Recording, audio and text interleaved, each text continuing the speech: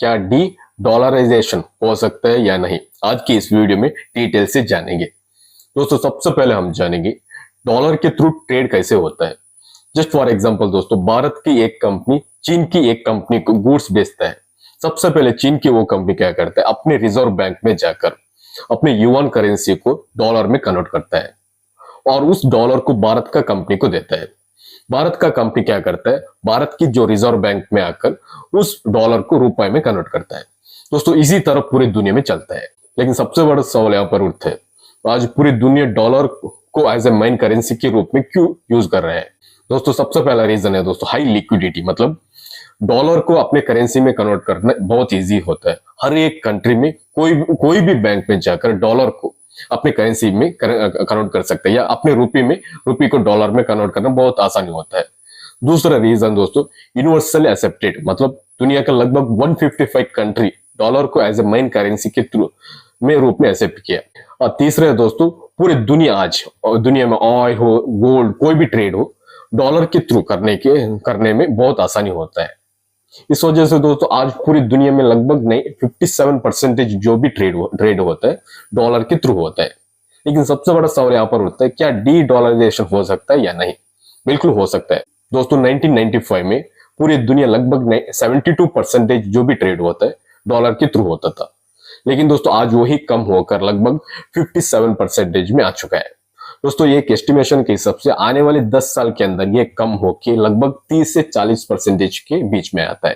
लेकिन कैसे दोस्तों, आज चीन और रशिया अपने लोकल करेंसी मतलब युआन और रूबल के थ्रू ट्रेड हो रही है।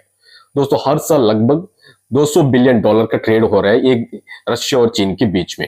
दोस्तों आज पूरी दुनिया में लगभग 32 ट्रिलियन डॉलर का ट्रेड हो रहा है सिर्फ डॉलर के थ्रू। लेकिन दोस्तों ये बहुत छोटा सा बिजनेस है, लेकिन आने वाले साल में ये और ज्यादा हो सकता है। लेकिन कैसे दोस्तों, भारत, चीन और रशिया तीन मिलकर एक नया ई करेंसी लेकर आ रहे हैं। लेकिन कैसे दोस्तों, भारत की ई रूपी, चीन की ई युआन और रशिया की ई रूबल, ये तीनों को इंटरलिंक करके एक नया करेंसी बनाने के प्लान है। और उसके साथ साथ बिग करेंसी ऑलरेडी है।